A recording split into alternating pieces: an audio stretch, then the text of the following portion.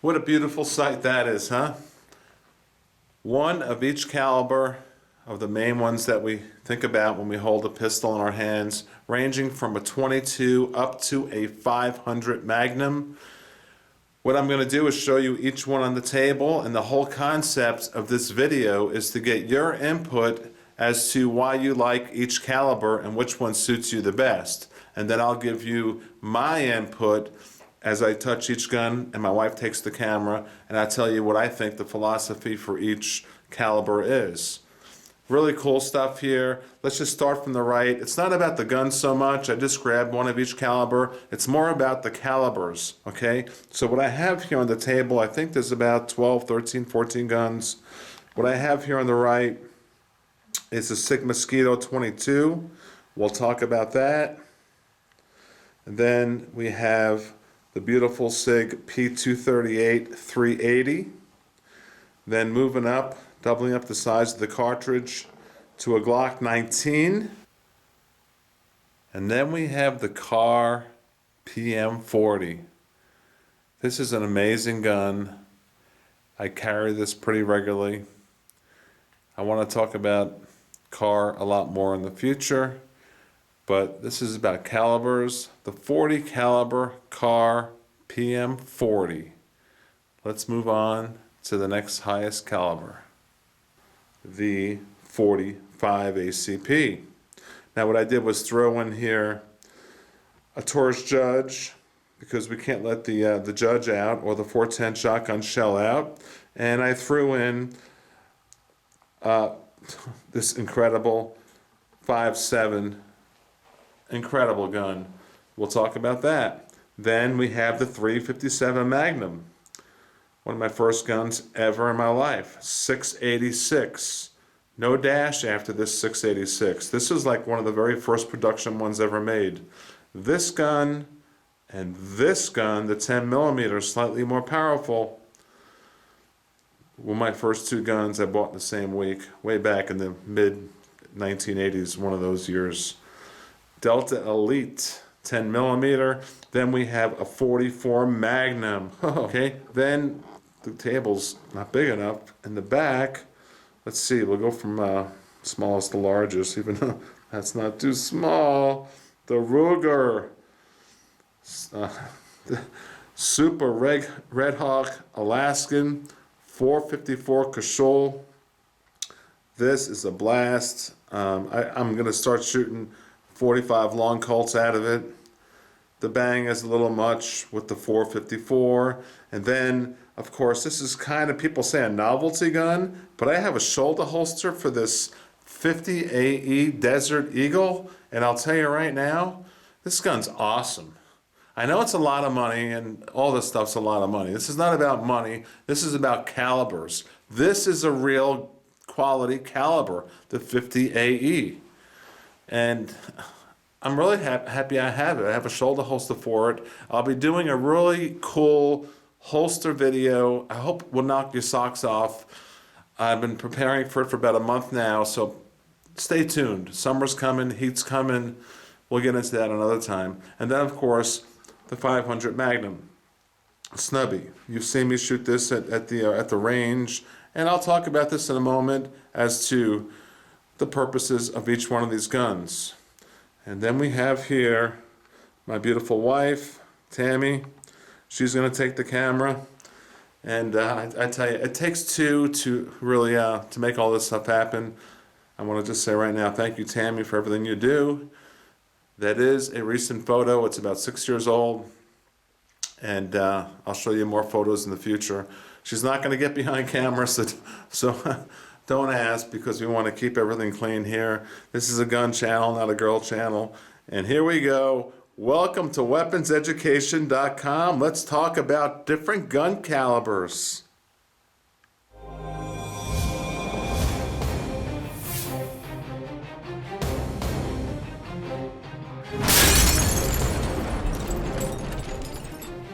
All right, let's take a look at each one of the guns.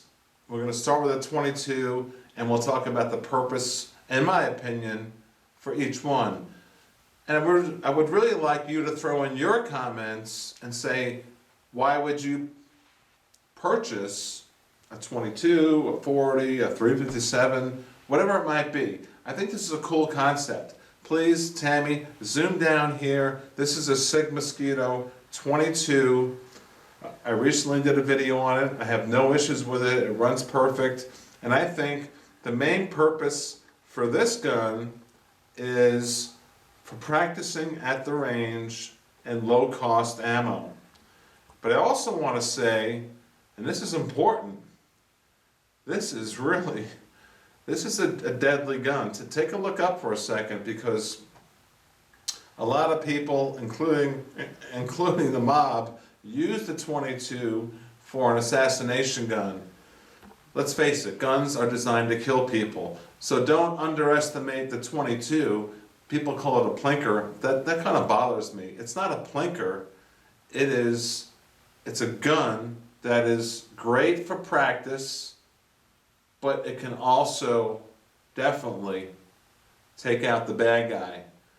So the 22 is not a preferred carry gun, but it is an excellent practice gun. All right, let's go up in range and caliber and look at the next one here. Let's look at a 380, the SIG P238. Please take a close zoom in, close down at that. I've got a number of 380s, and I have an upcoming video on comparing all the 380s. I really like the 380. It is a shortened 9mm, and it's perfect for male, female. I use it. I throw it in my shirt pocket because it's so small. Tammy, you love the 380, right? I do. It's great. It's a perfect size for me. Perfect size, and I tell you, I would not want to be on a receiving end with modern day ammunition of a 380. So let us know your impression of the 380. Let's move up in caliber and talk about the good old 9mm. I grabbed the Glock 19. I want to satisfy you Glock guys. I'm a Glock guy too. Got a bunch of Glocks. And the Glock 19, you just got the Beretta, right? Yes. We did a video recently on that PX4 Storm. And I tell you, the 9mm is a great all-around gun. Are we looking at me or the gun? Okay, we're looking at the gun. The 9mm is a great all-around gun for just basically everything. I think it covers all angles of personal protection. You have to practice. You have to know how to be ready to hit your target in a stressful situation. That's a whole nother video. But I think the 9mm is an excellent choice, especially for new gun owners, because the recoil is basically nil, and it's very reliable, and it's a great caliber, and it's easily accessible and inexpensive to purchase as far as ammunition. Well, it's not inexpensive. No ammo is inexpensive these days, in my opinion. Buy as much ammo as you can right now, by the way, because it's going up in price. So are guns. Okay, now let's look at a 40 caliber. This happens to be one of my favorites. You got a nice close look at that. This is the Car PM40 with a Crimson Trace laser. But the 40 caliber is what most police officers and law enforcement agencies use. It seems that way anyway. It's just a great round. It's a shortened 10mm, not too much recoil, and it will definitely take out the bad guy. So let me know what you think about the 40 caliber. Let's move along here with the video, and of course we have to move up in caliber and go to the 45. I chose to just show you, for demonstration purposes, this beautiful Smith & Wesson E-Class. Everyone loves this gun, and so do I. I shoot it about once a week now, just for funsies. It's really cool, and I do carry it a lot. The wear and tear on it, please take a good close look at it, really close. Please, really close. Because I want to prove to everyone that it's really holding up to the test of time now, with about something like 700-800 rounds through it. Very good quality gun. But as far as the 45 ACP, we know that it is what it is. So it won World War II also. That counts. In my opinion, it did. The 45 did win World War II. Let's move along here. What I did is I threw in a tourist judge because, I'll just put this in the middle here. The 410 shotgun shell is nothing to sneeze at, and it's got a great following with the governor and the tourist judge. I just really like it for shooting varmints. You can use it for home protection, and you can use it for not missing your target, I should say. You want to really have any type of 410 in your collection if you can afford it. The governor holds one more round. This is not a competition between guns. This is talking about the caliber. So the 410 is a wonderful shotgun shell that you can put into a pistol. The judge has never done me wrong, and I really do enjoy it.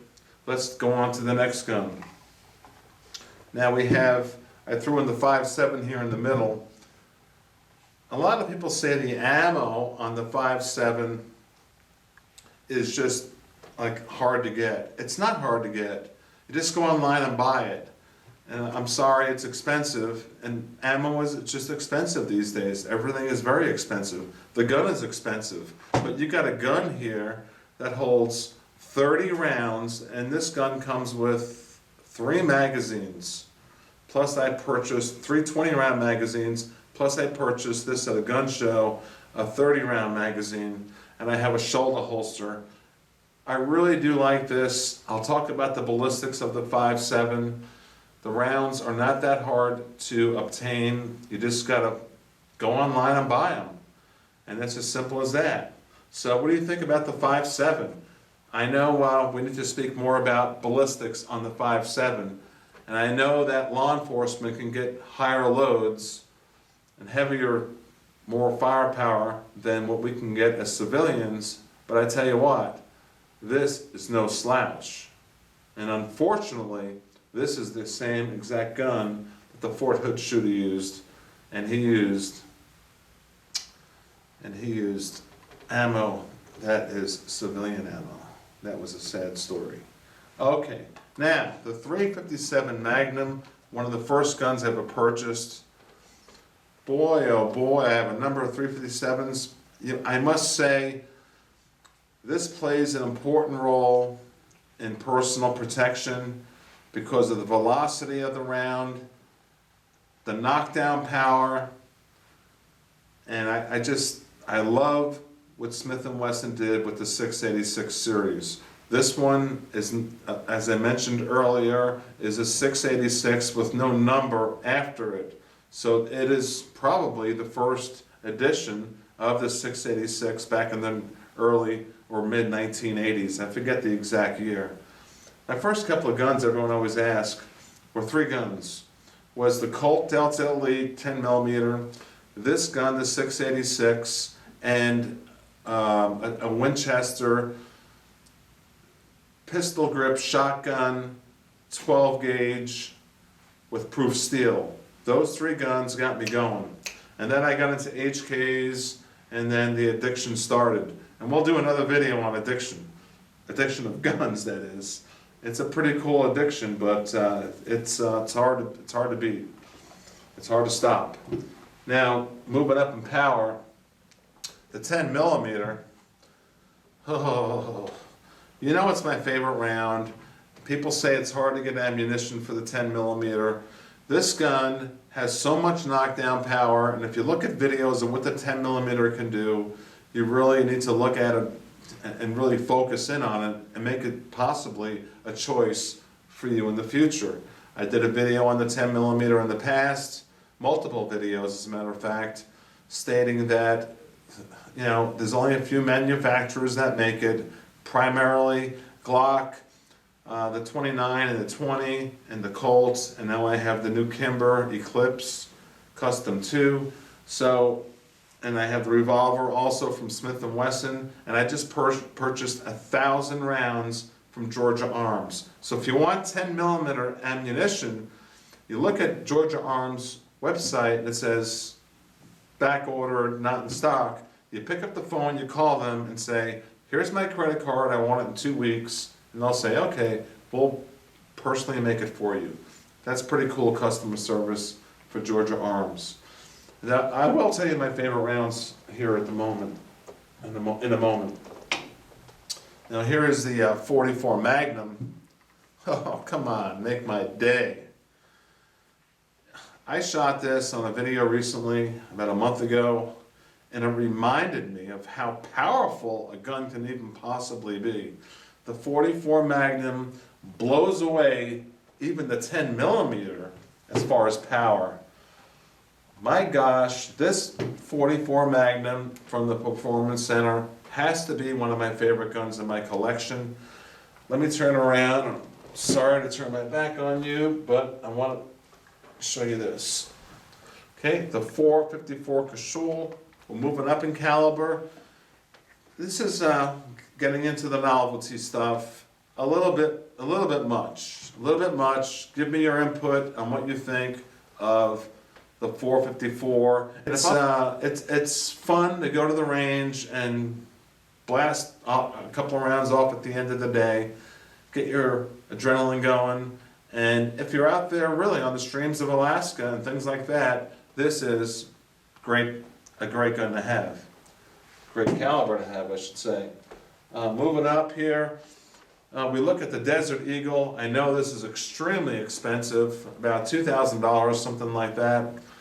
But I must say the 50 AE caliber, after shooting this, it has less recoil than this, about equal to the 44 Magnum, and it's a 50 AE. Of course, it's got the weight. This thing's, I don't know, 4 or 5 pounds. So you would buy this, well, for the same reason I did, because it's gorgeous, we love guns, we're addicted to guns, and because I carry it. I got a shoulder holster. Like I said, I'm going to really do a really cool holster video and show you how I carry all this stuff, and it's going to really knock your socks off. Moving on in calibers, we go to the 500 Magnum, and yes, this gun came stock with this orange grip. Everyone always asks that. This is the Snubby, not available no more from Smith & Wesson. It's the Bear Survival Kit, the ES, Emergency Survival. So if you Google Smith & Wesson 500 Magnum ES, Emergency Survival, you probably see 1 or 2 of my videos pop up, and you can learn about this gun because it's not produced no more, and that's why I'm so glad I got it. Collecting guns is a fun thing. People collect coins, and people collect stamps, people collect statues, people collect paintings. Please take a look up. Tammy, thank you so much. I choose to collect guns. We do collect other things, and I'm not going to get into home theater and all that stuff, but this is my passion, and it's our passion, and there's nothing like having a 5.7 with 30 rounds. Okay, now let me tell you my favorite. My favorite, it's going to shock you, it's the 44 Magnum and the 10mm Colt Delta Elite. These two guns, you got a nice look at them? These two guns are just knock your socks off. Unbelievable fun to shoot, and we'll just take anything out that you want as far as a bad guy. Let's be kind of nice to each other. I care about everybody. Please subscribe. Please tell a friend. That's what it's all about. Building up the channel. Building up the channel. I do a lot of work here to put all this stuff together, and I plan on doing a lot more. I have a lot of surprises coming up for the summer of 2012. I promise. Rock on. Thank you so much.